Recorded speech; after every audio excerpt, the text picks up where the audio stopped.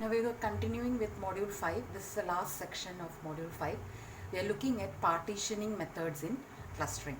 Now you remember that in the previous session I had told you that partitioning methods, it uses distance measures to calculate the dissimilarity, and the clusters that are formed are normally spherical shapes. That means circular shapes are formed as clusters. Now basically this has got some problems that we will look at later. Right now we are beginning with the simplest partitioning method, K-means algorithm. In the K-means algorithm, to begin with, we have as input what is K. So K is simply the number of clusters that the algorithm is supposed to output. So if I say that I have got a set of data and I want minimum 5 clusters, then K will be 5. Or I can say minimum 3 clusters, the K will be 3. And the output will be dependent on what is the input K. Only that many clusters will be given. And then as input, of course, we need to give the data points. That is x1 to xn. That is the number of data points. Now to begin, what we are doing over here is that we already know that we need K clusters.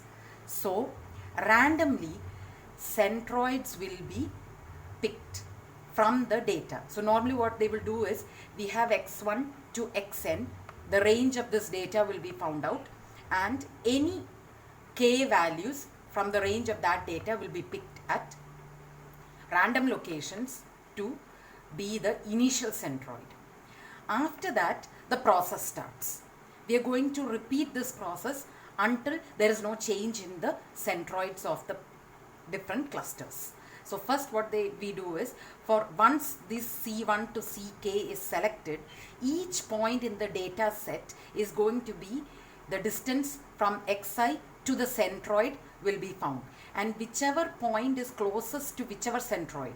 So if there are 2 centroids and there are 10 points, each point will be checked, the distance between C1 and C2 will be checked, and whichever centroid it is closest to, that is the cluster to which it will be assigned. This is done for all of the points. Once that is done, the mean of all the points in a particular cluster will be taken, whether that point is available in our data set or not. That will be the next centroid. So for each cluster, j is equal to 1 to k, new centroid is equal to mean of all the points, which is calculated by this. You know how mean is calculated, so you don't really need this equation, but that's the equation. Assigned, once the mean is found out, that new centroid is assigned as the centroid of that particular cluster. These two steps continue repeatedly till there is no change in the centroids of the cluster. Once that is done, none of the cluster assignments change. When none of the points are assigned differently to a cluster, then we stop, and that is the final cluster. Now let's look at an example. This is what we have got as an example. This is the initial clustering. So in your PPT, you will be able to see there is a plus sign over here in each of this. In this, we cannot see the plus sign, but there will be a plus sign over here. That is the initial centroid. And according to that initial centroid, the clusters were in this shape. The initial clusters were in this shape. Once that is done, all these points mean will be found out. The x mean and the y mean will be found out. And here you can see the new centroid. In this case, the centroid has changed from this point to somewhere over here. And in this case, it has changed from this point to top. And then when the reclustering is done, you can see the small dotted points. That is the new clusters that have been formed. So the cluster has totally changed when the centers changed. After that, in this new cluster, whichever points are there, those points are the mean is found out, and that will be the new cluster. Again, over here there isn't much of a difference. Here this was our previous centroid. Here we have the previous centroid. Here also we have got a centroid, and that is also not very much changed. Similarly over here, it's slightly down, but it has not changed much. Okay, so now again the distance from these new centroids is found out, and we have got the different clustering, not very different from the previous clustering, but slightly. See, this point was earlier in this cluster. Now this point is in this cluster. Okay, now you have got the final clustering. You can see that if you find out, this is, each of the centers are almost, the centroids are almost in the center of the points. So we can see that now this is our final clustering. Okay, now let's look at an example. Supposing that I have got 4 points, 1, 1, 1, 1.5, 2, 2.5, 2, 1. ഈ 4 പോയിൻ്റാണ് നമുക്ക് cluster ചെയ്യേണ്ടത് using Kmeans algorithm. K is given as 2 and the range of the values, as you can see, is from 1 to 2.5. So random ആയിട്ട് C1നെ ആദ്യത്തെ സെൻട്രോയിഡിൻ്റെ value 0.5 0.5ഉം C2നെ 1.5 1.25 ആയിട്ടും fix ചെയ്തിരിക്കുകയാണ് randomly. This 2 values are taken randomly. ഇനിയും ചെയ്യേണ്ടത് എന്താണെന്ന് വെച്ച് കഴിഞ്ഞാൽ, you can see ഇതിനെ ചുമ്മാ ഒന്ന് സ്കാറ്റർ പ്ലോട്ട് വരയ്ക്കുവാണെന്നുണ്ടെങ്കിൽ ഈ 2 പോയിന്റ് x1 എന്ന് പറയുന്നത് 1 1 ആണ്, x2 എന്ന് പറയുന്നത് 1 1.5 ആണ്, x3 എന്ന് പറയുന്നത് 2 1 2.5 ആണ്, അതുപോലെ x4 എന്ന് പറയുന്നത് 2 1 ആണ്. So this is how it is. Okay, now we have got the centroid 0.5 ആണ് ഒരു സെൻട്രോയിഡ്. അപ്പോൾ ഒരു സെൻട്രോയിഡിന് ഇപ്പോൾ ഫിക്സ് ചെയ്തിരിക്കുന്നത് ഇവിടെ എങ്ങാണ്ടാണ്. ഇതാണ് നമ്മുടെ C1. അതുപോലെ അടുത്ത സെൻട്രോയിഡ് C2 എന്ന് പറയുന്നത് 1.5ഉം 1.25ഉം ഇവിടെയാണ് അടുത്ത ഒരു സെൻട്രോയിഡിനെ ഫിക്സ് ചെയ്തിരിക്കുന്നത് C2. ഇവിടെ വെച്ച് തുടങ്ങി നമ്മൾ 1 by 1 ക്ലസ്റ്റർ ചെയ്ത് നോക്കും. അതിന് ചെയ്യേണ്ടത് ഇത്രയേ ഉള്ളൂ. I am not doing all the calculations, നിങ്ങളത് ചെയ്ത് നോക്കുക. ബാക്കി ആദ്യം ചെയ്യേണ്ടത്, whenever distance measure is not mentioned, you should use Euclidean distance. അപ്പോൾ ഞാനിവിടെ ചെയ്തിരിക്കുന്നത് C1നെ എടുത്തു. C1 is 0.5 and 0.5. The first point x1 is 1,1. So the first point x1 is equal to 1,1. ഈ പോയിന്റും ഈ സെൻട്രോയിഡും തമ്മിലുള്ള ഡിസ്റ്റൻസ് ആയി കാൽക്കുലേറ്റ് ചെയ്തിരിക്കുന്നത്. So because there is an X and a Y, you must do this minus this the whole square plus this minus this the whole square and അതിൻ്റെ റിസൾട്ടിൻ്റെ square root. So ഇവിടെ നമ്മൾ നോക്കുവാണെങ്കിൽ distance of x1 C1 is equal to square root of x1 minus C1 the whole square. So ഇവിടെ എക്സിൻ്റെ ടേംസിനെ x1 minus C1. So 1 minus 0.5 the whole square plus y-യുടെ terms 1 minus 0.5 the whole square. So that will be equal to square root of 0.25 into 0.25, which is equal to root of 0.5, which is equal to 0.707. അപ്പോൾ നമുക്ക് we have got that point x1 is 0.707 away from centroid 1. ഇനി അതേപോലെ തന്നെ centroid 2ൻ്റെ distance നമ്മൾ calculate ചെയ്യുക. Centroid 2 എന്ന് പറയുന്നത് 1.5ഉം 1.25ഉമാണ്. 1.5 1.25. Again what we are doing is we have got x1 is equal to 1,1. So നമ്മൾ ചെയ്യുന്നത് 1 minus 1.5 the whole squared plus 1 minus 1.25 the whole squared. അപ്പോൾ we will get 0.25 plus 0.0625 in the square root. That is equal to square root of 0.3125, which is equal to 0.559. So we find that 1 is closer to the second centroid than the first centroid. Okay, so 1നെ ഇപ്പം നമ്മൾ second സെൻട്രോയിഡിൻ്റെ കൂട്ടത്തിലാണ് cluster ചെയ്തിരിക്കുന്നത്. 1നെ നമ്മൾ second സെൻട്രോയിഡിൻ്റെ കൂട്ടത്തിലാണ് cluster ചെയ്തിരിക്കുന്നത്. Okay, ഇതേപോലെ തന്നെ we will find out the next values. Next value ഇപ്പോൾ ഈ പർട്ടിക്കുലർ കേസിൽ നിന്ന് ഐ തിങ്ക് സോ നമ്മൾ ഇതിൻ്റെ മീൻ കണ്ടുപിടിക്കുമ്പോഴത്തേനും ദൂരോട്ട് പോകും, ഈ സെൻട്രോയിഡ് ദൂരോട്ട് പോകും. അപ്പോൾ ഈ സെൻട്രോയിഡ് ദൂരോട്ട് പോയി കഴിയുമ്പം പിന്നെ ഈ സെൻട്രോയിഡും തമ്മിലുള്ള ഡിസ്റ്റൻസ് കാൽക്കുലേറ്റ് ചെയ്യുമ്പം ഇങ്ങോട്ടായിരിക്കും അടുത്ത് വരുന്നത്. Okay, so that is how ഇത് ഓരോ പോയിന്റിനെയും എടുക്കണം. നോർമലി ഈ C1 C2 ഒക്കെ നിങ്ങൾക്ക് തന്നു കഴിയുമ്പം it will be easy for you to calculate the values. ഇനി മീൻ കണ്ടുപിടിക്കുന്നത് എങ്ങനെയാണെന്ന് വെച്ച് കഴിഞ്ഞാൽ ഇപ്പം നമുക്ക് ഈ 4 പോയിൻ്റാണ് ഉള്ളതെന്ന് വിചാരിക്കാം.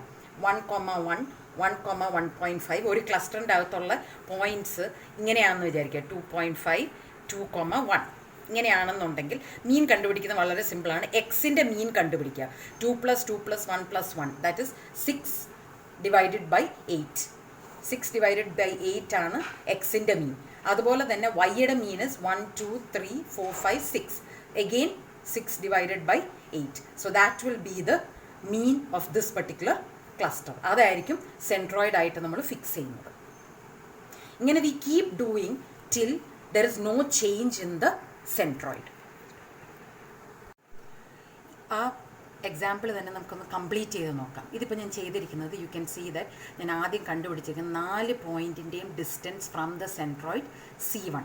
അപ്പോൾ എനിക്ക് കിട്ടുന്നത് 0.707, 1.118, 2.5, 1.581 ഇത്രയാണ് ഡിസ്റ്റൻസ് കിട്ടുന്നത്. അതേപോലെ തന്നെ ആ 4 പോയിൻറ്റിൻ്റെയും ഡിസ്റ്റൻസ് ഫ്രം സെൻട്രോയിഡ് 2.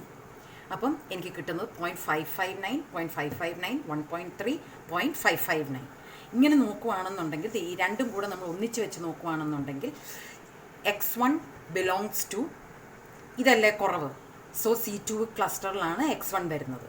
അതേപോലെ തന്നെ x2 നോക്കുവാണെങ്കിലും C2, കാരണം this is 1.118 and this is 0.559. So അതും C2 ക്ലസ്റ്ററിലാണ് വരുന്നത്. ഇത് 2.5ഉം ഇത് 1.3 ആണ്. അപ്പോൾ ഇതും C2 ക്ലസ്റ്ററിലാണ് വരുന്നത്. ഇത് 1.5ഉം ഇത് 0.559 ആണ്. അപ്പം 4 പോയിൻറ്റും C2യിലേക്കാണ് ആദ്യം ക്ലസ്റ്റർ ചെയ്യുന്നത്. So we have got 2 clusters in which C1 cluster is എംറ്റി. Centroid മാത്രമേ ഉള്ളൂ, വേറെ ഒരു സംഭവം ഇതിൻ്റെ അകത്തിൽ എംറ്റി ആണ്. ഇതിൻ്റെ അകത്ത് 4 പോയിൻറ്റും കൂടെ ഒന്നിച്ച് വരുന്നു. ഇതാണ് നമ്മുടെ ആദ്യത്തെ clustering, first round of clustering. ഇനി അടുത്ത സ്റ്റെപ്പിൽ ചെയ്യേണ്ടത് ഈ 4 പോയിൻറ്റിൻ്റെ മീനും ഇതിന് മീനൊന്നും കണ്ടുപിടിക്കാനില്ല. അതുകൊണ്ട് ആ സെൻട്രോയിഡ് മാറുന്നില്ല. 0.5 തന്നെ സെൻട്രോയിഡ് 1 ആയിട്ടിരിക്കുന്നു. പക്ഷേ സെൻട്രോയിഡ് 2ൻ്റെ ഈ വാല്യൂസ് എല്ലാം കൂടെ നമ്മൾ മീൻ കണ്ടുപിടിക്കും. മീൻ കണ്ടുപിടിക്കുമ്പം ദിസ് ഇസ് 1, എക്സിൻ്റെ എല്ലാം കൂടെ മീൻ കണ്ടുപിടിക്കുക. സോ 6 ഔട്ട് ഓഫ് 4 ആൻഡ് വൈയുടെ എല്ലാം കൂടെ മീൻ കണ്ടുപിടിക്കും 6 out of 4. So the new centroid for C2 is 1.5. ഇപ്പം നമുക്ക് 2 പുതിയ സെൻട്രോയിഡ് കിട്ടി. ഒന്ന് പഴയ centroid 0.5 because there were no elements there, and new centroid 1.5. ഇതേപോലെ തന്നെ ഈ 2 സെൻട്രോയിഡിൽ നിന്നും ഈ 4 പോയിൻറ്റിൻ്റെ ഡിസ്റ്റൻസ് കണ്ടുപിടിക്കാം. അപ്പം അടുത്ത സ്റ്റെപ്പിൽ നമ്മൾ നോക്കുവാണെന്നുണ്ടെങ്കിൽ we have got this is the new step. 4 പോയിൻറ്റിൻ്റെയും 0.5 ഇതിന് മാറ്റമില്ല. ഇതും സെയിം ആണ്, കാരണം നമ്മുടെ ആ സെൻട്രോയിഡ് മാറിയില്ല.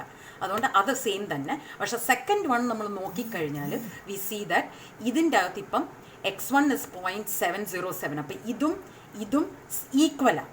അതുകൊണ്ട് ഞാൻ x1നെ C1ലേക്ക് ഇട്ടു. അത് കഴിഞ്ഞിട്ട് ഈ 3 പോയിൻറ്റിനും ഡിസ്റ്റൻസ് ഡിഫർ ചെയ്യുന്നുണ്ട്. ഇത് കുറവാണ്.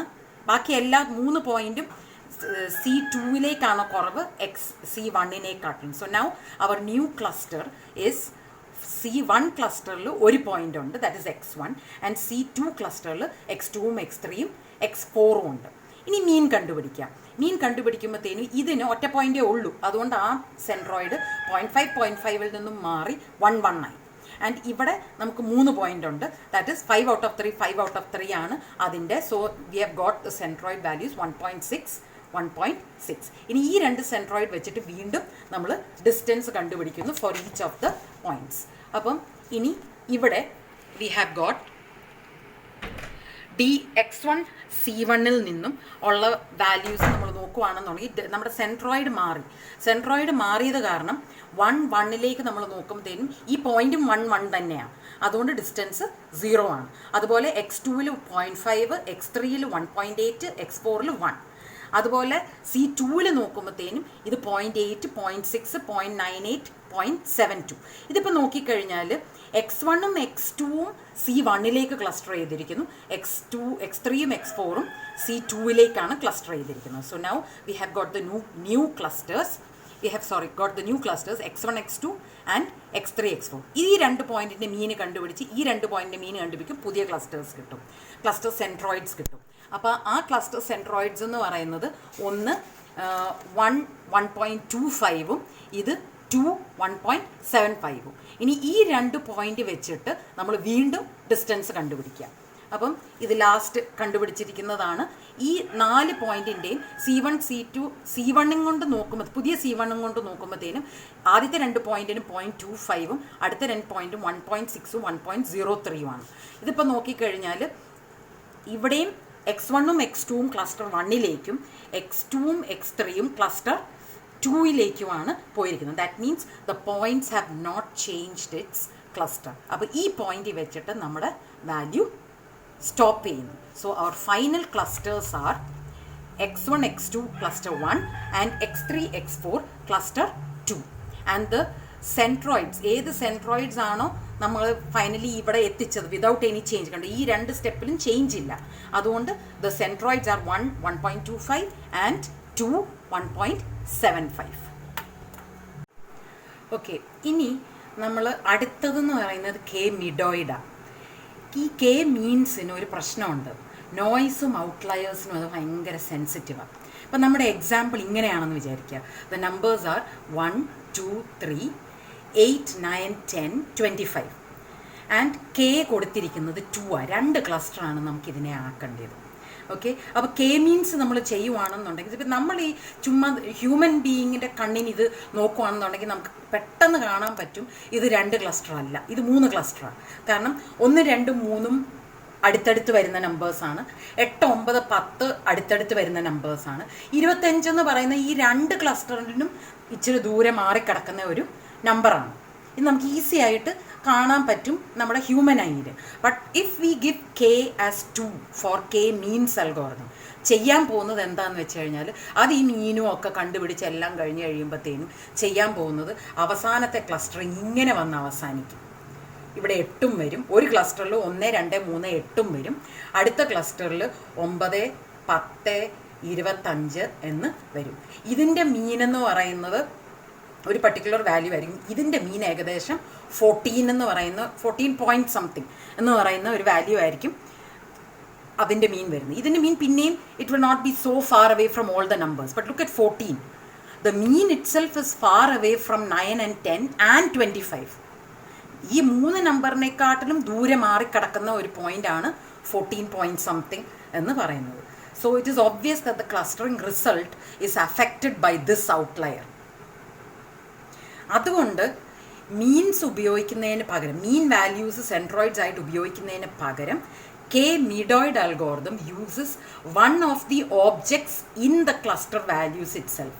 ചുമ്മാ ഒരു മീൻ വാല്യൂ ഏതെങ്കിലും റാൻഡം വാല്യൂ എടുക്കുന്നതിന് പകരമായിട്ട് ഈ ഇവിടെ 7 എലമെൻ്റ് ഉണ്ടല്ലോ, ഈ 7 എലമെൻറ്റിൻ്റെ ഏതെങ്കിലും ഒരു എലമെൻറ്റ് തന്നെ ആയിരിക്കും ഓബ്ജക്ട്സ് ആയിട്ട് യൂസ് ചെയ്യുന്നത്. അപ്പം ടോട്ടൽ എറർ കംപ്ലീറ്റ്ലി കറക്റ്റ് ആണെന്നല്ല, it is less sensitive to outliers. Total error കുറഞ്ഞിരിക്കും. Okay, so let's look at K medoid algorithm. Okay, ഈ സെൻസിറ്റിവിറ്റി ടു ഔട്ട്ലയേഴ്സ് കുറയ്ക്കാൻ വേണ്ടിയിട്ടാണ് കെ മിഡോയിഡ് അൽഗോരിതം യൂസ് ചെയ്യുന്നത്. ഈ കെ മിഡോയിഡ് അൽഗോരിതത്തിൽ ഇനീഷ്യൽ ക്ലസ്റ്ററിങ്ങിന് വേണ്ടി നമ്മൾ സെലക്ട് ചെയ്യുന്ന സെൻട്രോയിഡ് ഒരു റെപ്രസെൻറ്റേറ്റീവ് ഓബ്ജക്റ്റ് ആയിരിക്കും. അപ്പോൾ K2 ആണെങ്കിൽ 2 representative objects, that means part of that particular data സെറ്റിലെ ഏതെങ്കിലും ഓബ്ജക്ട്സ് തന്നെയാണ് സെൻട്രോയിഡ് ആയിട്ട് യൂസ് ചെയ്യുന്നത്. എന്നിട്ട് അത് കഴിഞ്ഞിട്ട് ഓരോ പ്രാവശ്യവും നമ്മൾ ഇതിൻ്റെ മിഡോയിഡ് വാല്യൂസ് കണ്ടുപിടിക്കുമ്പോഴും ക്ലോസർ ഓബ്ജക്ട്സിനെയാണ് നമ്മൾ നോക്കുന്നത്. We are not finding mean. Instead ഒരു പർട്ടിക്കുലർ ക്ലസ്റ്ററിൻ്റെ അകത്ത് ഒരു 10 ഓബ്ജക്ട്സ് ഉണ്ടെന്ന് വിചാരിക്കുക. ഈ ഓരോ ഓബ്ജക്ട്സിനെയും മാറി മാറി സെൻട്രോയിഡ് ആയിട്ട് വെച്ചിട്ട് ചെക്ക് ചെയ്യും, പഴയ സെൻട്രോയിഡിനെക്കാട്ടിലും ബെറ്റർ റിസൾട്ടാണോ ഈ പുതിയ സെൻട്രോയിഡ് തരുന്നത്. Now the result is calculated by the principle of minimizing the sum of dissimilarities between each object P and the corresponding representative object. That is, dissimilarity എങ്ങനെയാണോ ടോട്ടൽ ഡിസിമിലാരിറ്റി കുറയുന്നത് അതേ base ചെയ്താണ്. ഇപ്പോൾ ഓരോ പോയിൻറ്റിൻ്റെയും distance ആ ഓരോ K വാല്യൂസിന് മാറി മാറി കൊടുത്ത് നോക്കും, ഈ എറർ കണ്ടുപിടിക്കും. ഈ എറർ ഏറ്റവും കുറഞ്ഞിരിക്കുന്ന ഏത് പോയിന്റിലാണോ അതിനെ ആയിരിക്കും, ആ പോയിന്റുകളെ ആയിരിക്കും ഓബ്ജക്ട്സ് ആയിട്ട് ഡിസൈഡ് ചെയ്യുന്നത്. ഇനി എങ്ങനെയാണ് റീ അസൈൻ ചെയ്യുന്നതെന്നുള്ളതാണ് കെ മിഡോയിഡ് അൽഗോരിതത്തിൽ എങ്ങനെയാണ് റീ അസൈൻ ചെയ്യുന്നതെന്നുള്ളതാണ് അടുത്തത് നമ്മൾ നോക്കാനായിട്ട് പോകുന്നത്. ഇനി മിഡോയിഡ് ആയിട്ടാണ് ചെയ്യുന്നത്, ഇറ്റ്സ് എ ഗ്രീഡി അൽഗോരിതം. അപ്പോൾ ആദ്യം എടുക്കുന്ന സീഡ്സ് ആർബിട്രറി ചോയ്സ് ആണ്, ദാറ്റ് ഈസ് റെപ്രസെൻറ്റേറ്റീവ് ഓബ്ജക്ട്സ്. അത് കഴിഞ്ഞിട്ട് ഈ റെപ്രസെൻറ്റേറ്റീവ് ഓബ്ജക്ട്സിനെ ആ ക്ലസ്റ്ററിലുള്ള ബാക്കി എല്ലാ ഓബ്ജക്ട്സുമായിട്ട് റീപ്ലേസ് ചെയ്ത് ചെക്ക് ചെയ്യും എറർ എന്തോ ആണ്. ആ എറർ വാല്യൂ ഏറ്റവും കുറഞ്ഞു നിൽക്കുന്നത് ഏത് ഒബ്ജക്റ്റിനാണോ അതിനെ ആയിരിക്കും അടുത്ത സെൻട്രോയിഡ് ആയിട്ട് കീപ്പ് ചെയ്യുന്നത്. ഇത് ഐട്രേറ്റീവ്ലി റിപ്പീറ്റ് ചെയ്യും till the resulting clustering cannot be improved. എന്നുവെച്ചാൽ ഏത് സെൻട്രോയിഡ് മാറ്റി വെച്ചാലും അന്നേരം കിട്ടിയ എററിനെക്കാട്ടിലും കുറഞ്ഞൊരു എറർ വാല്യൂ നമുക്ക് കിട്ടുന്നില്ല. അതുവരെ നമ്മളിത് കണ്ടിന്യൂ ചെയ്തുകൊണ്ട് ഇരിക്കും. Okay, now let's look at an algorithm. Say that നമ്മുടെ OJ ആണ് നമ്മുടെ സെൻറ്റർ എന്ന് വിചാരിക്കാം. O റാൻഡം ആണ് നമ്മൾ പുതിയ സെൻട്രോയിഡ് ആയിട്ട് എടുത്തിരിക്കുന്നത്. OI നേരത്തെ ഒരു സെൻട്രോയിഡ് ആണ്. ഓക്കെ, സോ ആദ്യത്തെ ക്ലസ്റ്ററിങ്ങിൽ Pയും OJയും കൂടെയാണ് ശരിക്കും ഷോർട്ടസ്റ്റ് ഡിസ്റ്റൻസ് ആയിട്ട് നമ്മൾ വെച്ചിരുന്നത്. അടുത്ത പ്രാവശ്യം എല്ലാ ഓബ്ജക്ട്സിനെയും മാറി മാറി നമ്മൾ ചെക്ക് ചെയ്യുമ്പം we find that this P is closer to OI than to OJ. അപ്പം ഇൻസ്റ്റെഡ് ഓഫ് ഹാവിങ് OJ, Pനെ OJയിലേക്ക് അസൈൻ ചെയ്യുന്നതിന് പകരം Pനെ OIയിലേക്ക് അസൈൻ ചെയ്യും. Okay, now say that P ഇവിടെയാണെന്നുണ്ടെങ്കിൽ ഈ O റാൻഡത്തിലേക്കായിരിക്കും Pനെ അസൈൻ ചെയ്യുന്നത്. Okay, now say that P ഇവിടെയാണ് and it has already been, നേരത്തെ തന്നെ അത് OIയിലേക്ക് തന്നെയായിരുന്നു അസൈൻ ചെയ്തിരുന്നത്. അങ്ങനെയാണെങ്കിൽ ഇപ്പോൾ ഈ കേസിൽ P ഇങ്ങോട്ടുള്ള ഡിസ്റ്റൻസ് നോക്കി കഴിഞ്ഞാൽ കൂടുതൽ തന്നെയാണ്. അതായത് ഇവിടെ ചേഞ്ച് ഒന്നും വരുന്നില്ല. ഓക്കെ, ഇനി ഇവിടെ കിടന്ന ഒരു ഒബ്ജക്റ്റ് ഈ O റാൻഡം ഇല്ലായിരുന്നു, OJ ഇച്ചിരി കൂടെ ദൂരെ കിടക്കുന്നതെന്നും വിചാരിക്കുക. അങ്ങനെയാണെന്നുണ്ടെങ്കിൽ O റാൻഡം ഇല്ലായിരുന്ന കേസിൽ നമ്മൾ ഈ ജെയിനാണ് Pനെ അസൈൻ ചെയ്തത്. പക്ഷേ when we have selecting the new object O random, P is not close to OJ, it is close OI, it is close to O random. അങ്ങനെ അതിനെ സ്വാപ്പ് ചെയ്ത് ഇതിനെ സെൻട്രോയിഡ് ആക്കും. P will be clustered over here. അങ്ങനെ ഓരോ പോയിന്റിനെയും ആദ്യത്തെ K സെൻട്രോയിഡ്സ് വെച്ചിട്ട് ആദ്യം ക്ലസ്റ്റർ ചെയ്യും. അത് കഴിഞ്ഞിട്ട് ഓരോ ക്ലസ്റ്ററിൻ്റെ അകത്തും ഓരോ ഓബ്ജക്ട്സിനെ മാറ്റി കൊടുക്കും സെൻട്രോയിഡ് ആയിട്ട്. എന്നിട്ട് വീണ്ടും എല്ലാ പോയിന്റിനെയും റീഅസൈൻ ചെയ്യും. എന്നിട്ട് എറർ കാൽക്കുലേറ്റ് ചെയ്യും. അങ്ങനെ ഓരോ പോയിന്റിൻ്റെയും കണ്ടുപിടിച്ചിട്ട് ക്ലസ്റ്റർ ചെയ്യുന്നതിനാണ് K medoid അൽഗോറിതം എന്ന് പറയുന്നത്. This is less sensitive to outliers. എന്നുവെച്ചാൽ ഈ മാറ്റി ചെയ്യുന്നത് കാരണം നമ്മൾ ഈ നേരത്തെ കണ്ടതുപോലെ 2 ക്ലസ്റ്റർ ആക്കി നിർത്തത്തില്ല. ഒരു പർട്ടിക്കുലർ ഡിസ്റ്റൻസ് നമ്മൾ സ്പെസിഫൈ ചെയ്തിട്ടുണ്ടെങ്കിൽ ആ ക്ലസ്റ്ററിങ് ഇച്ചിരി കൂടി ആക്യുറേറ്റ് ആയിട്ടായിരിക്കും കൊടുക്കുന്നത്. Okay, so this is the K medoid algorithm. പഴയതുപോലെ തന്നെയാണ്, but we are not using distance measure, instead എററാണ് നമ്മൾ കാൽക്കുലേറ്റ് ചെയ്യുന്നത്. ആൻഡ് ഹിയർ ഓരോ ഓബ്ജക്റ്റിനെയും മാറി മാറി നമ്മൾ അസൈൻ ചെയ്ത് ചെക്ക് ചെയ്യും ഓബ്ജക്റ്റ് സെലക്ട് ചെയ്ത ഓബ്ജക്റ്റ് കറക്റ്റായിട്ടുള്ള സെൻട്രോയിഡ് ആണോ അല്ലയോ എന്നുള്ളത്. That's the end of our lesson.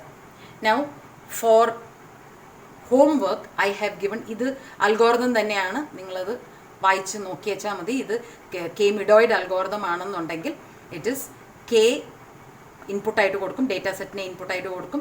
V have to get as output K clusters. ആദ്യം arbitrarily choose K objects in D as initial representatives. അത് കഴിഞ്ഞ് റിപ്പീറ്റഡ് ആയിട്ട് assign each remaining object to the cluster with the nearest representative object. Randomly select a non representative object. ഇത് assign ചെയ്ത് കഴിഞ്ഞിട്ട് ഒരു non representative object റാൻഡമായിട്ട് select ചെയ്യുക. And compute the total cost S of swapping the representative object OJ and O random. എന്ന് വെച്ചാൽ ഇപ്പോൾ കിടക്കുന്ന ആ ക്ലസ്റ്ററിൻ്റെ ഓബ്ജക്റ്റായിട്ട് കിടക്കുന്ന OJയും O റാൻഡമും കൂടെ സ്വാപ്പ് ചെയ്ത് കഴിഞ്ഞാൽ ഇതിൻ്റെ കോസ്റ്റ് എന്തായിരിക്കും? ഈ കോസ്റ്റ് ലെസ് ദാൻ 0 ആണെന്നുണ്ടെങ്കിൽ നമ്മൾ that is negative value ആണ്, that the cost is less than what is it was for OJ. അങ്ങനെയാണെന്നുണ്ടെങ്കിൽ ഈ 2 നമ്പറിനെ സ്വാപ്പ് ചെയ്യണം. അതല്ലെന്നുണ്ടെങ്കിൽ ചേഞ്ച് ഇല്ലെന്നുണ്ടെങ്കിൽ സ്വാപ്പ് ചെയ്യണ്ട. അങ്ങനെ എല്ലാ ക്ലസ്റ്റേഴ്സിൻ്റെ അകത്തുള്ള എല്ലാ ഓബ്ജക്ട്സിനെയും മാറി മാറി അതിൻ്റെ സെൻറ്റർ ആണോ എന്ന് കണ്ടുപിടിക്കുക. അങ്ങനെ കറക്റ്റായിട്ടുള്ള ഒരു സെൻട്രോയിഡിനെ കണ്ടുപിടിക്കുകയാണ് ചെയ്യുന്നത്. Until there is no change. ഒരു ഹോംവർക്ക് തന്നിട്ടുണ്ട്. ഇത് Kmeans അൽഗോറിതത്തിലും K medoid അൽഗോറിതത്തിലും നിങ്ങളത് ഇംപ്ലിമെൻറ്റ് ചെയ്ത് നോക്കുക. ഇതിൻ്റെ അകത്ത് ഇനീഷ്യൽ സെൻട്രോയിഡ്സ് നിങ്ങൾ ഗസ് ചെയ്യേണ്ട ആവശ്യമില്ല. A1ഉം A5ഉം ആണ് ഇനീഷ്യൽ സെൻട്രോയിഡ്സ് എന്ന് തന്നിട്ടുണ്ട്. സോ A1ഉം A5ഉം ഇനീഷ്യൽ സെൻട്രോയിഡ് ആയിട്ട് എടുത്തിട്ട് Kmeansഉം K medoid അൽഗോറിതവും ചെയ്ത് നോക്കുക. എന്നിട്ട് അതിൻ്റെ ആൻസർ നിങ്ങൾക്ക് കൃത്യമായിട്ട് കിട്ടുന്നുണ്ടോ എന്നുള്ളത് ചെക്ക് ചെയ്യുക. With this we are completing module 5.